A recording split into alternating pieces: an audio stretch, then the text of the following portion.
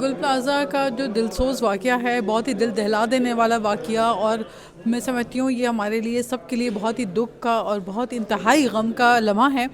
کیونکہ ہم کراچی والے، کراچی میں بسنے والے لوگ، ہم سبھی جس سے بھی آپ بات کریں وہ گل پلازا کبھی نہ کبھی زندگی میں ضرور گیا ہوگا۔ یہاں پہ لوگوں کو ایک ریٹیل پرائس جو ہے وہ اور ہول سیل کے اوپر بہت عمدہ اور بہت اچھی اشیاء جو ہے وہ ملتی تھی، تجارت کا بہترین مرکز رہا۔ ہم نے ہمیشہ دیکھا کہ وہاں پہ جو تجارت کا ایک سینٹر کے طور پہ گل پلازا کو جو صدر کے علاقے میں دیکھا گیا، یہ جو واقعہ پیش آیا ہے، یہ جو آگ لگی ہے، اس کے بعد جو انسانی جانوں کا نقصان ہوا ہے، یہ انتہائی افسوسناک ہے۔ الفاظ میرے پاس نہیں ہیں کہ میں اس کے اوپر جتنا بھی بولوں میں سمجھتی ہوں کم ہے۔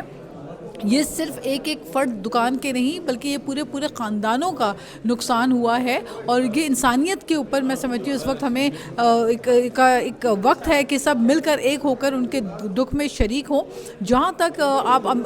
سچویشن کی بات کر رہے ہیں تو دیکھیں،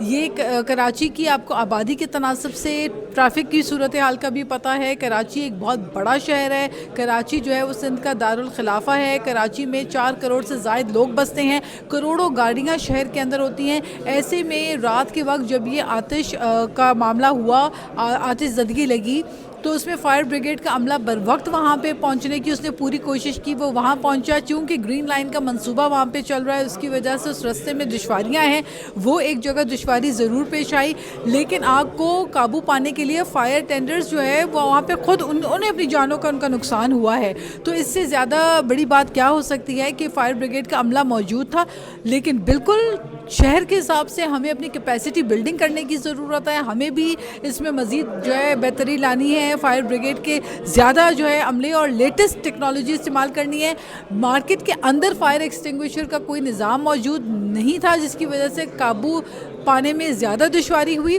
اور رات کا وقت تھا تو آدھی طرف سے مارکیٹ کے مختلف جو رستے ہیں وہ تقریباً بند ہونے لگتے ہیں، تو ایگزٹ پوائنٹس شاید کھلے تھے نہیں کھلے تھے، یہ تو تحقیقات ہوگی، اور چیف منسٹر صاحب خود بر وقت وہاں موجود تھے، وہاں پہنچے اور انہوں نے اس کی مکمل تحقیقات کا حکم بھی دیا ہے، کیونکہ ایسے تو کوئی بھی کہہ رہا ہے، کوئی جو وہاں کے عینی